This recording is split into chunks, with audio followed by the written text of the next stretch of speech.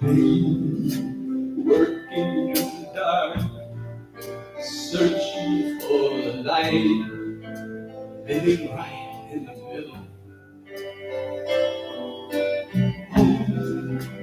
Growing your soul. Listen to your heart. You can solve the riddle. Stand facing through the storm. With hope, feel your faith grow. Stand, knowing you're just opening God. You are not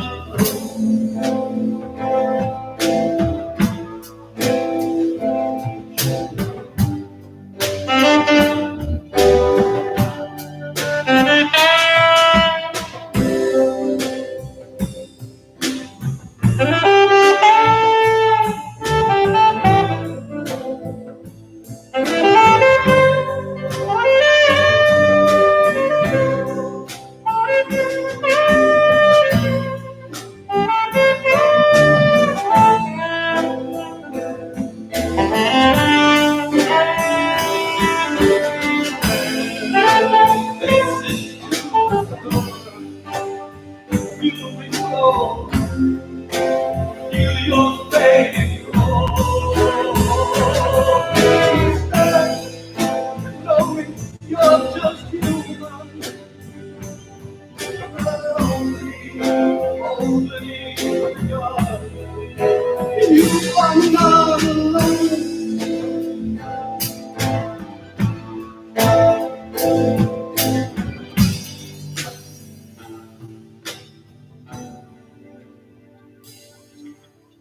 Faith, willing to be burdened, willing to unlearn the need to avoid sorrow.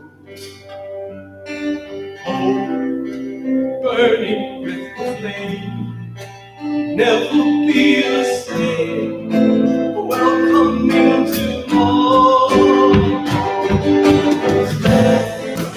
Listen to the storm, feel the wind blow, feel your faith grow. Knowing you're just human, but still opening to the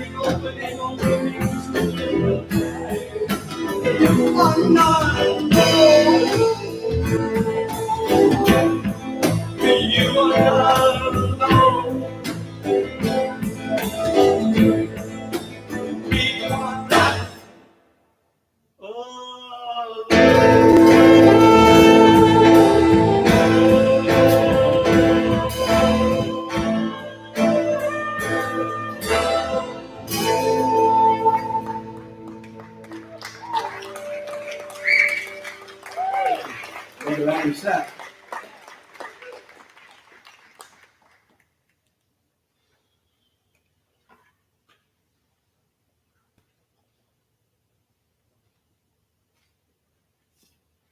So on the Western Christian calendar, today is Palm Sunday. Just out of curiosity, how many of you know what that means? Just on a show of hands, how many of you were raised in a tradition that taught you what Palm Sunday means? And you know, it means something like waving your palms in the air. Because the answer's coming, the king is coming, the freedom is coming, the joy is coming. For those of you who weren't raised in the Christian tradition, this is the day in the Christian calendar in which Jesus, riding on a donkey, enters Jerusalem. And he's been teaching out in the wilderness in little towns out in Seguin and Bernie and Yoakum, Pike Creek. And now he's coming into the big city, not just San Antonio, but into New York City. He's coming in, and everybody's really happy because he's going to save them. He's the king. Hosanna, they shout. They're waving palm branches in the air, which in the Middle East at that time was a symbol of welcoming royalty, welcoming conquering armies.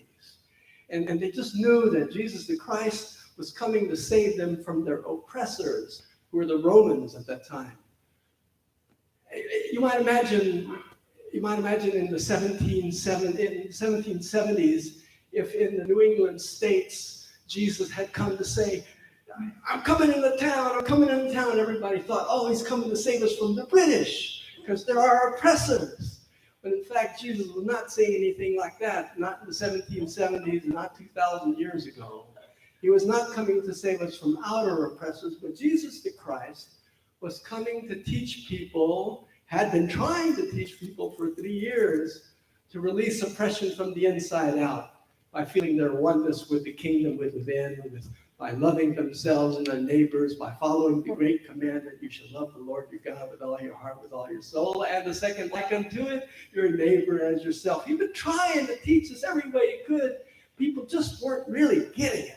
They kept looking to him to be the answer. And so, in the way that only Jesus the Christ could, he came riding into town, all ready to be the question instead of the answer, knowing full well what was ahead of him, knowing that the people weren't going to like this. Already the Roman authorities didn't like him very much, and the Hebrew authorities didn't particularly like him either, because he was questioning how the Jewish temple should be run, And so Jesus the Christ was coming into town to say, don't look at me, look within yourself. But everybody was looking at him and waving palms up in the air to celebrate his triumphal entry. And still knowing what was ahead of him, knowing that he was going to die, and that would probably be a brutal, ugly death, he still came willingly. Although he did stop the day after he came to town, he went out into the garden to pray by himself, got down on his knees and said, Lord, if it be thy will, take this cup from me. Please, do I have another alternative? And yet, not my will be done, but yours. Not my will, but thy will. That's what he said down on his knees. And this morning, I'm here to remember the process of surrender. And we sing very, very joyfully. We are opening in sweet surrender, and surrender can be sweet, and it can be light-filled, and it can be joy-filled. It can also be very dark and very hard and very scary. And yet again and again, we're called to remember, as that lyric in the song Kimberlyn said this morning, the power of learning things you never knew, which you can only do by surrendering the things that you know. You can only move beyond the comfort, beyond where you are, by moving beyond where you are. I've had some really good lessons in that myself in recent weeks. Some of you know my dad died last 3 weeks ago, and his memorial service was yesterday, and somehow it fell on me. I've got 5 brothers, and somehow I acquired the role of being the one to organize the memorial service. Knowing that 2 of my brothers are wonderful, loving people I love greatly, and they're evangelical Christian ministers who have a whole different way of looking at spirit than I did. And yet it was an opportunity for us to all gather together and not be about his way or my way or their way, but about Dad's way. And in the process of leading that ritual with my 5 brothers, I had to surrender again and again the way that I thought I should do. I mean, I've been doing the Celebration Circle for 27 years. I know how to lead a ritual. I've done hundreds of funerals. I know how to. And again, I had to let go of my understanding of how it should go and just be with how it was going and with my brothers and our friends and our family in a place of grieving and celebrating the life of this man who lived so well and so long and so fully and died so powerfully.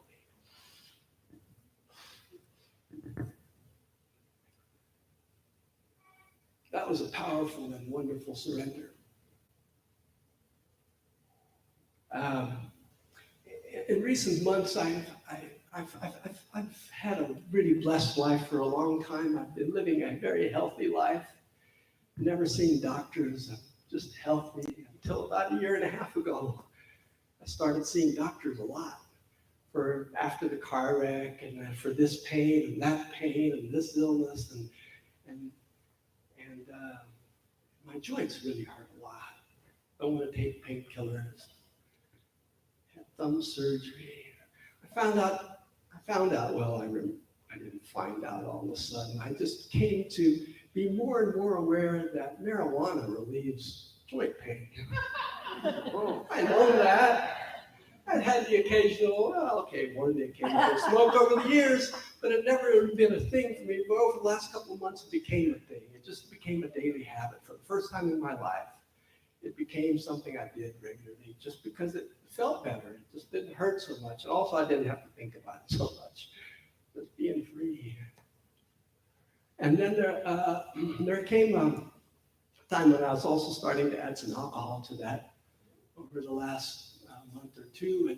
And then there came March 11th, there came a day when I drank too much alcohol and smoked too much pot, and I did something I will regret for the rest of my life. I don't need to tell you about it.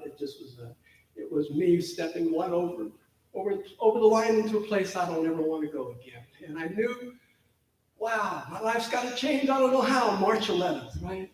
March 12th, well, hungover, I'm ready to go to my men's group and tell them about this terrible thing I did and my decision that I got to do something else in my life, guys, what? And on my way to the men's group, I stopped in my dad's house to say hello, and my dad said, instead of saying hello, he said, I've got a stomachache, take me to the hospital. I need to go to the ER. So I took him to the ER all hungover, completely at my wits end about what I'd done the night before. And anyway, he didn't emerge from the hospital until 4 days later when we took him home to die in peace. It was wonderful. It was powerful. It was a graceful end for him and for an old way of living for myself. I'm here, I don't know, just among friends. I got to tell you, half hour after my dad died, I went to the next door neighbor's house just because his house was full of people and grieving and his body. And I just went to his neighbor's house and I prayed for a minute. I don't know what to do. I'm at my wit's end and I'm just sad as can be. My dad died, plus something weird happened last night. What? And I swear to you, as I'm standing here, I heard my father's voice say, Rudy, it's time for you to grow up. Sober up, do what you gotta do. Stop playing small. I heard it. Seconds later, there was just this peace in the room, that place, that peace that passes all understanding. Those of you who meditate and who had the good fortune to have that transcendent experience, I had that transcendent experience. And this other awareness came over me. All shall be well. I'm 33 days sober. Thank you. I'm clear for myself. I've had my last drink and my last toke. I can't do that anymore. Plus, my daddy came pretty specifically. and the conjunction of those circumstances were just too much for me to ignore one more time. Why am I telling you this? I'm telling you this because surrender takes many different forms, but every one of them is powerful. And surrender can be a sweet surrender into the bliss and into the openness and into the joy of new life. Absolutely. And that's what I'm here to bear witness to. It can also be surrendering into darkness and pain and shame and guilt and fear and seeing beyond that into the truth of who we really are, which is one with all creation, beings of light and love and unconditional possibility of peace. I know that to be true. I know that to be true for me. I know that to be true for you in whatever form that takes in your life, whatever it is that you're being invited to surrender to, whether it's at work or with your health or your sobriety or your relationship with another being. Surrender is surrender is surrender, and we're called to it again and again. Because on the other side of surrender, the other side of my will is thy will. And you can think of it as being divine, God, Jesus, or you can think of it as just being bigger than you, and it's knowing that there's stuff that you don't know on the other side of surrender. I don't claim to be wise. I've never claimed to be enlightened or holy or sacred. I'm just another guy trying to make it through another day in the best way possible. But this I know.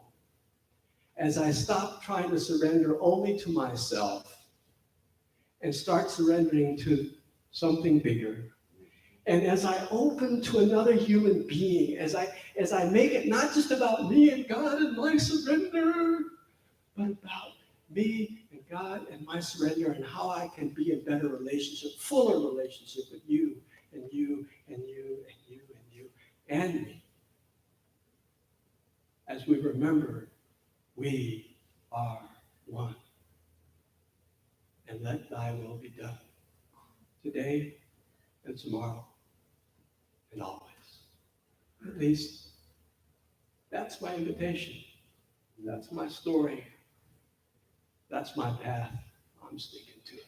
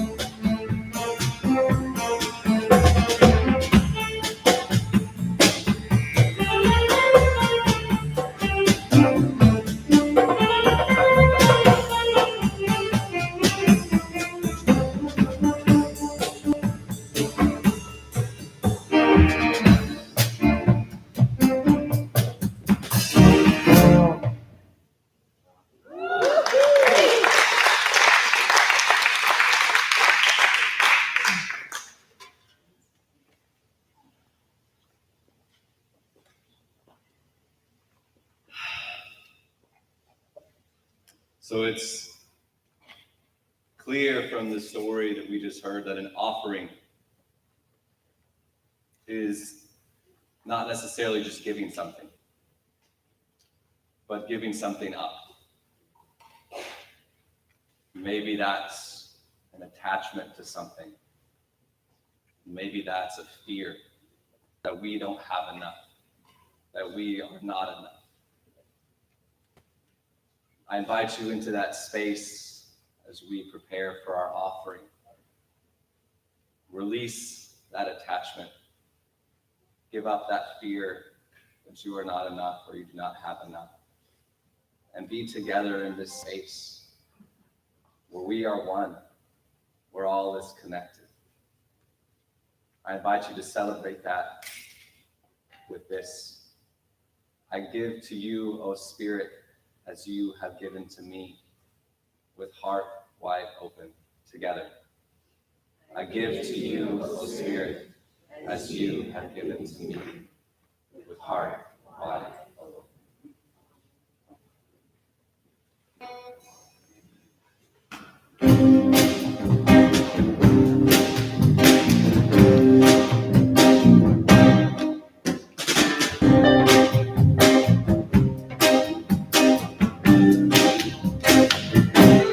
I release and I let go. I let the spirit run my life, and my eyes open wide, and I'm holding for love.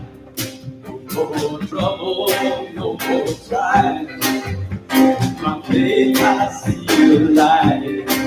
I am free in the spirit, and I'm holding for love. Yesterday, my life was filled with sorrow, but today I'm ready to let go. No need to hide, hey, 'cause I know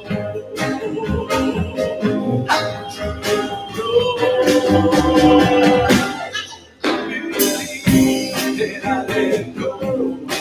I let the spirit of my life.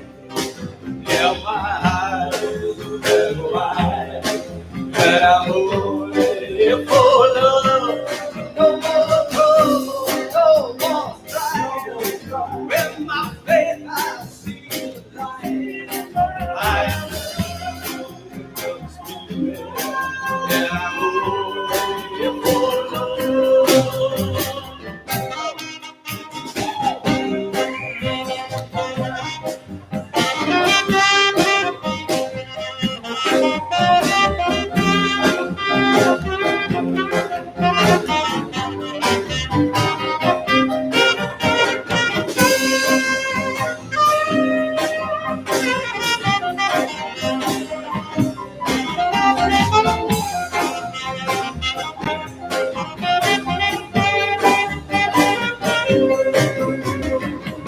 As one door closes, another doorway opens.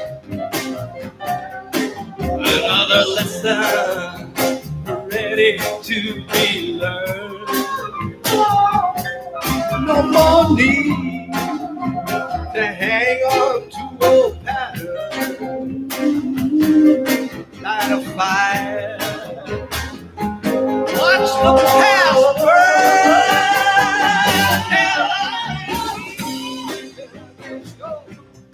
I let spirit run my life, 'cause my heart is open wide. 'Cause I'm only for love. No more trouble, no more trial. I'll take my feet and I'm free in the spirit, and I'm only for love.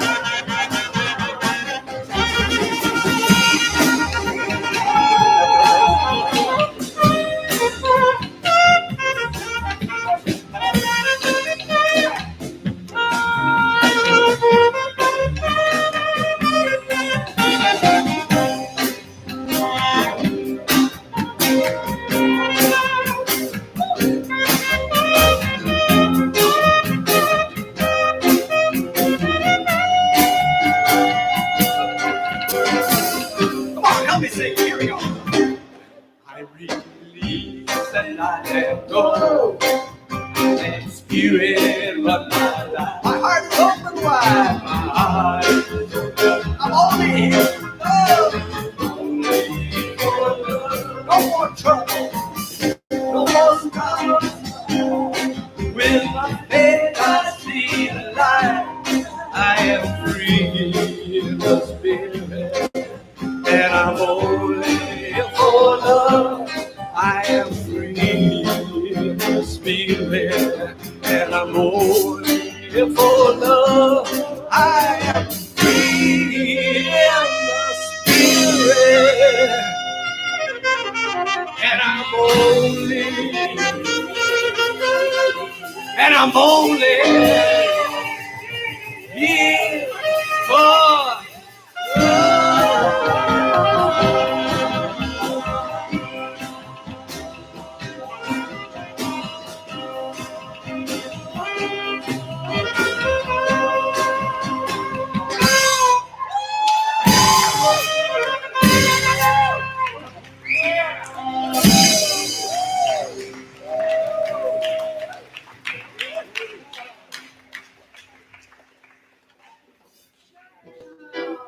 Even the love, that we're here for the love. We lift up the gifts and offering basket, names and the situations in the prayer box, knowing that all is well and all shall be well. For this we say thank you, thank you, thank you. Knowing that gratitude is the way to grace. Thank you. So if you're here for the first time, we invite you to check in with Jose and pick up a welcome packet, and we're grateful for your presence here, each and every one of you. So won't you join us in a closing circle around the room? We'll sing the words, love is the only power, love is the only way, watch our circle grow. So if you don't know the words, you'll catch on.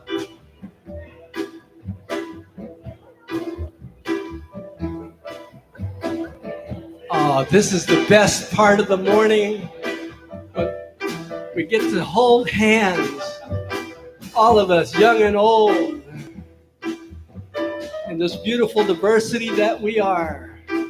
Take a look around and see the power of yourself reflected back in you in all these faces, all this talent and wisdom, for we are one. Feel the power of that hand to the left of you and the hand to the right of you, reminding you that you are not alone. Not here, not anywhere, not ever. For love is the only power, and love is the only way. Won't you join us in this affirmation? Love is the only power. Love is the only way. Love, love, love, love. Watch us circle grow. Love is the only power. Love is the only way. Love, love, love. Watch us circle grow.